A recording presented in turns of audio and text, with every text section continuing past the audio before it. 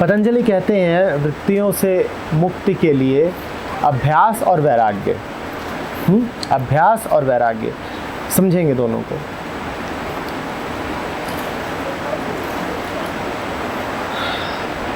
अभ्यास का अर्थ है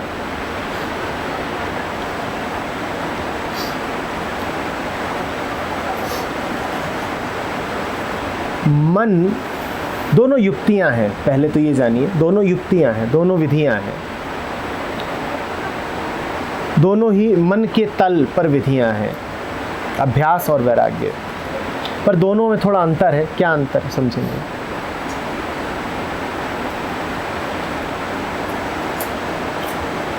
अभ्यास में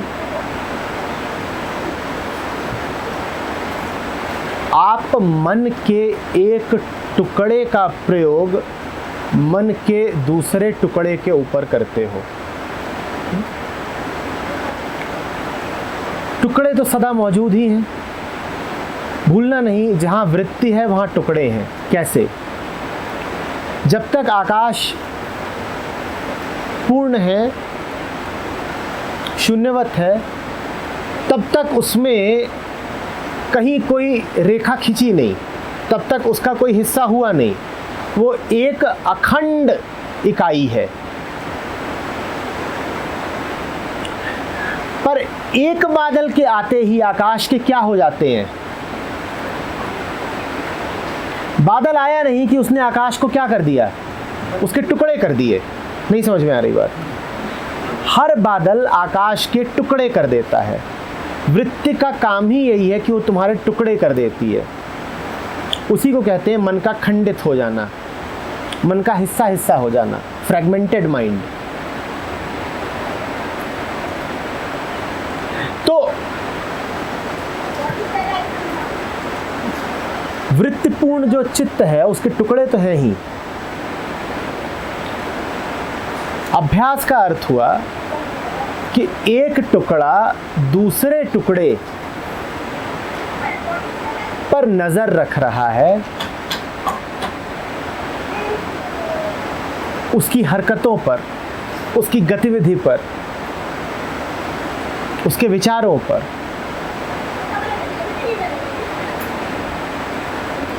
हर टुकड़ा समय में जीता है। अभ्यास का अर्थ हुआ कि उस पर नजर रख करके उससे समय में बार बार एक प्रकार का आचरण करवाया जा रहा है।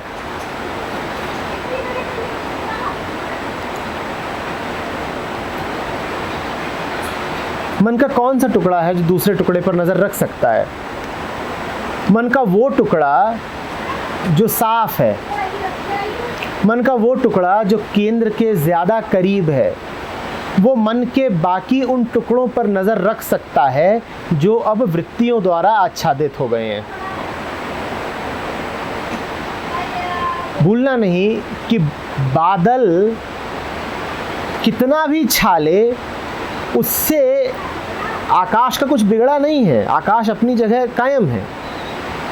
बादल के नीचे भी आकाश है और ऊपर भी आकाश है और दाएं बाएं, और आकाश कहीं चला नहीं गया।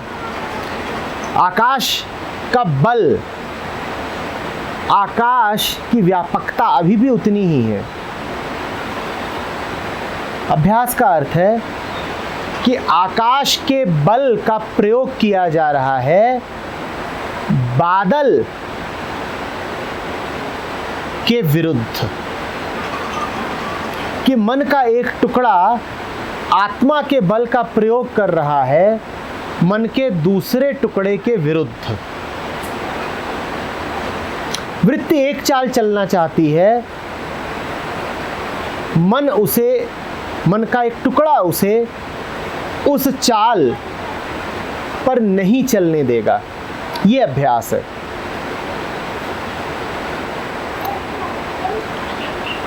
आशय ये है कि अभ्यास जहां भी आएगा वहां तुम पाओगे कि मन में प्रतिरोध है, क्योंकि एक टुकड़ा दूसरे के विरुद्ध जा रहा है।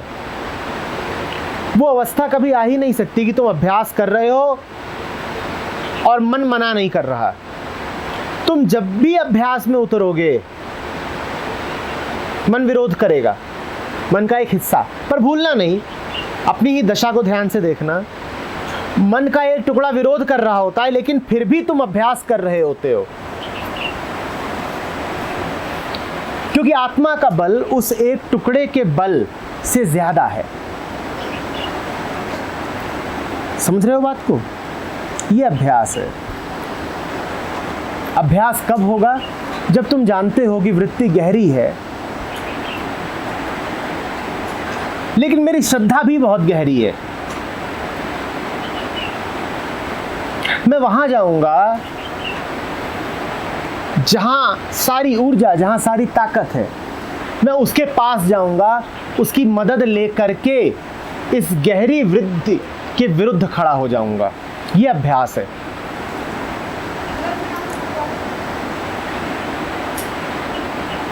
और इतनी बार खड़ा रहूंगा, इतनी बार खड़ा रहूंगा, जहां अभ्यास की बात आती है वहां दोहराना, रिपीटिशन बहुत आवश्यक हो जाता है। इतनी बार खड़ा रहूंगा कि अंततः इस बादल को छटना पड़ेगा, अंततः इस वृत्ति को हारना पड़ेगा।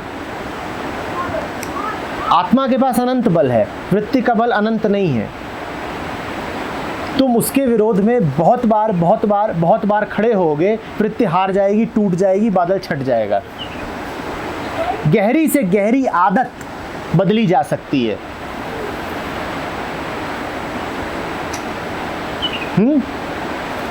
पर उसके लिए कोरा अभ्यास नहीं चाहिए, उसके लिए वो अभ्यास चाहिए जिसकी ताकत आत्मा से निकल रही है, जिसकी ताकत एक गहरे सच से निकल रही है। वैराग्य क्या है? वैराग्य ये है कि बादल बादल तब तक प्रतीत हुआ जब तक मैंने बादल को बादल का नाम और संज्ञा दी।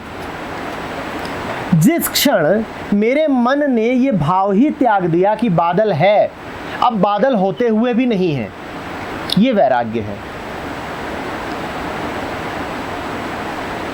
पहला तरीका था मैं बादल के विरुद्ध तब तक खड़ा रहूंगा जब तक बादल छट न जाए। दूसरा तरीका है बादल है ये कहा किसने? मैंने। बादल को बादल बनाया किसने? मैंने। तो मैं बादल के विरुद्ध लड़ूं क्यों? बादल कृति किसकी है? मेरी। तो मैं ही चुपचाप कहे देता हूं कि बादल तू नहीं है, और मैंने ये कहा नहीं कि बादल छट गया, मैंने ये कहा नहीं कि बादल छट गया।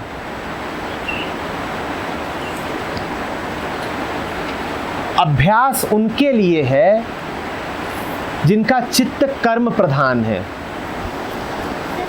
वैराग्य उनके लिए है जिनका चित्त ज्ञान प्रधान है। और याद रखिए, चित्त में दोनों ही गुण होते ही हैं। कर्म प्रधान यानी राजसिक गुण, ज्ञान प्रधान यानी सात्विक गुण, चित्त में दोनों ही मौजूद हैं। इसीलिए अभ्यास और वैराग्य को साथ साथ चलना होता है।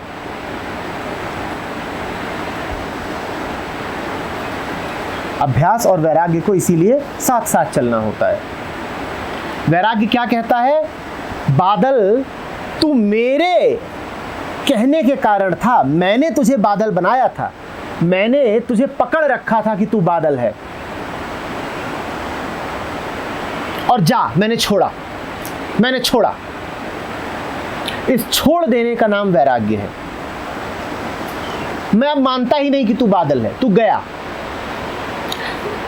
आकाश तो नहीं जन्म देता आकारों को, अविद्या जन्म देती है ना आकारों को। आकाश को क्या लेना देना? मैंने अविद्या को छोड़ा। पर भूलिएगा नहीं, बिना अभ्यास के वैराग्य काम ना आएगा, और बिना वैराग्य के अभ्यास मात्र थकान देगा। अभ्यास एक प्रकार का गृह युद्ध है, एक अंदरूनी लड़ाई, जिसमें आपका एक हिस्सा आपके विरुद्ध खड़ा है।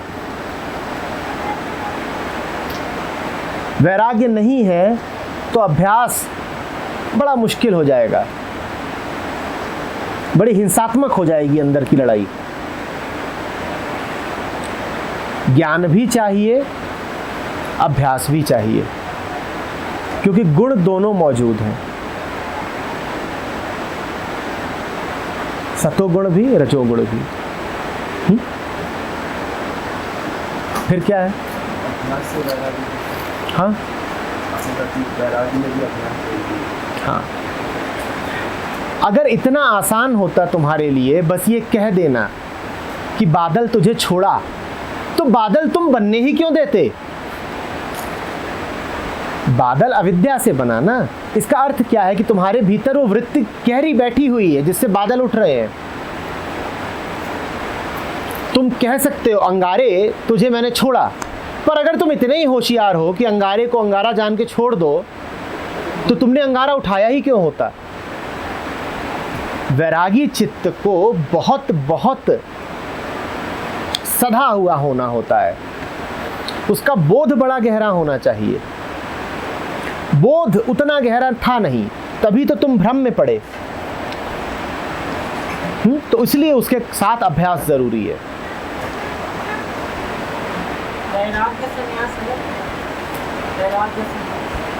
लेकिन पर वैराग्य में अभ्यास की जरूरत है। आते हैं अभी।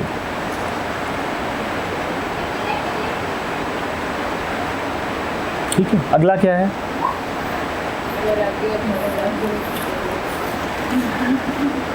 वैराग्य और पर वैराग्य में क्या अंतर है?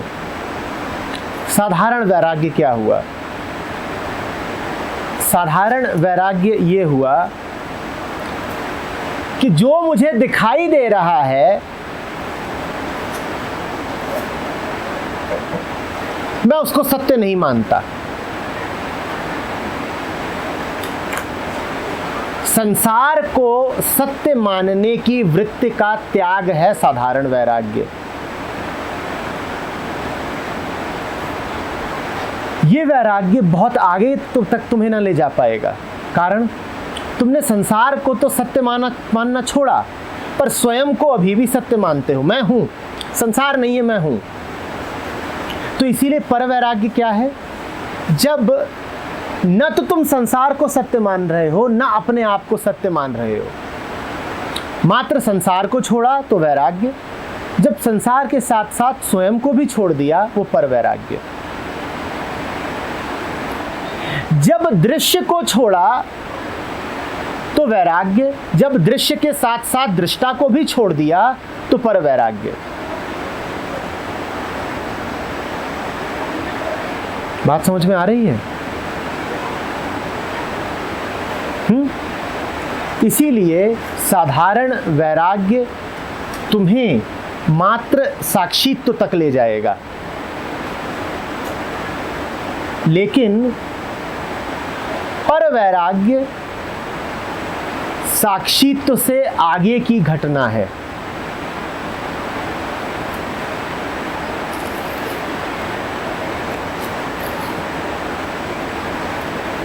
वो तुरीयातीत है। साधारण वैराग्य तुम्हें सिर्फ ज्ञान ज्ञाता ज्ञेय की त्रिपुटी से मुक्त करता है।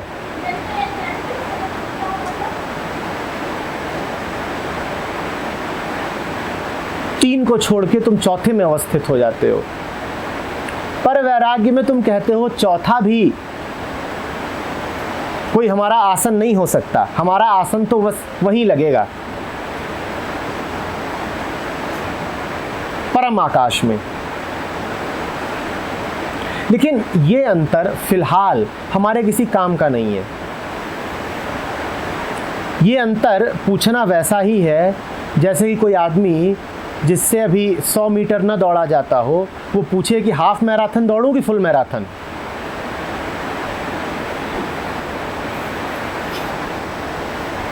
तुम पहले 100 मीटर दौड़ लो।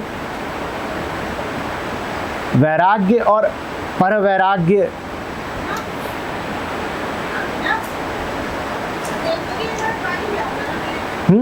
शब्द भ्रम है, जिनका पता नहीं पर जिनके लिए शब्द मौजूद हैं, जिनका कुछ पता नहीं पर जिनके लिए शब्द मौजूद हैं।